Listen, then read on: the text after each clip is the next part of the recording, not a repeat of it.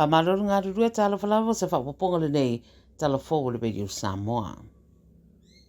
Wa te tala nei fo i whaitu toa ma le no whanga le Sydney Royal Easter Show e peona masa nei tu sanga te tasi e ui manatu to tele le tau mate le ato e titi atu tangata e a whea le whaaringa le nei tau sanga o na lo whaia le vaitau o lo wa e a o ngā le whanau.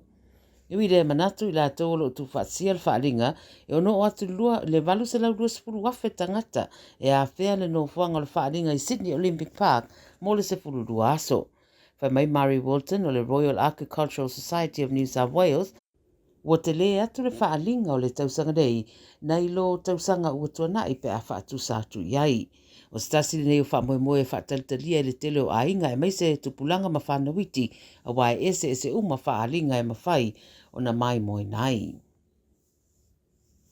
O le whao Neville, le ua amataria na whaatupula i ane le tui mātu i se sifo Ausetalia, i le mai o le luwa yaso sa maita winai i le vasa intia. Whaamatalanga mai le vaa i tau ta wai o le wha lea ua o na malosi le vanga wha, po le Category 4, ma lo iei i le tusa ma le valusila 5 kilomita i le tu saute i se sifo o Christmas Island. O ta ua le vaa i tau e ue malosi le wha lea i le vaa i atu iai peitai o lo ilungo le vasa intia, ma le amata whaititia lo na malosi pe o atu i le aso atai au. Le a afia nisi vaengo le atunu i timunga mamafa mōni na yaso ma whaasolo i na whaititia i le anga i atu i le o ngā tutonu o le vai sofou.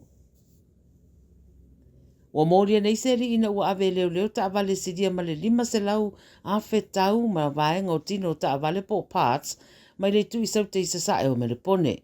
O leo no lato whaatino suenga i se whale i Grandbourne East, i le velso nei ma whaeroa mai i se furu ta avale na ngawia, wa mawane ai, whaatase ma isi ta avale e fitu, o wila whaatasi ma se vai ngā tupe, whataua i nai ma fuala au whaasai no le aisa. Nga sa rusu fitu le masina nei o mati, e tura i eire wa mōria le whaamsinonga, wha mei torusu riva tausanga le matua, ma wa ave umai leo ta avale ma number plates, no wha awau suenga, a wa tālsanga ina ni se sida fia nisi whamatalanga ni nei mata upu i a wala awane i le Crime Stoppers. Wa iei fo i se si a fianga le tau mawhtapaa wa wha mautu mai nei se stasi suenga wa wha e lau i roa mai i le vasa nei.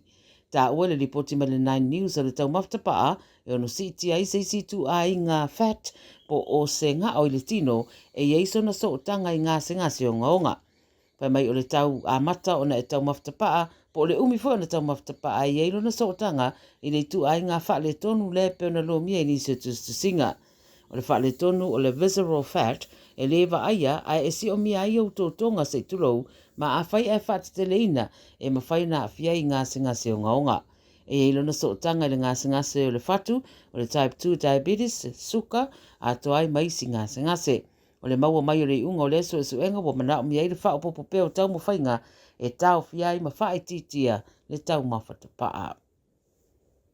Ma le tala mure o mai le temine i le o mautu mai le mafuanga o le uma o le olo o se tamaititi i se whaalaulawe tura i mai Tasmania. O le whaalaulawe na la vea i le tamaititi tupu le vavea na leila i le whaitua le Froi, Tasmania, la vea i se taavale a le mai lope na mafua i sea a wa wha maonia le leo le maliu o le tamaititi. Wa tā ua mai sa tāpuni ai le awala i Bridport Road a o whaia suenga i a maa ua saunia fo i masa ripoti mo le corona. O le te o le tasi le waweauna tupo i le whaalaulawe ma lo tali ai se isi ripoti mai leo. O le whai unga le nā tautua le radio Samoa na Tala Fou mo le nei fo i waha yaso se i au li atu le wai asa fou ia ma ia manuia tele le whai unga le wai yaso ba ia malmamalo si o tātua tunu soifua.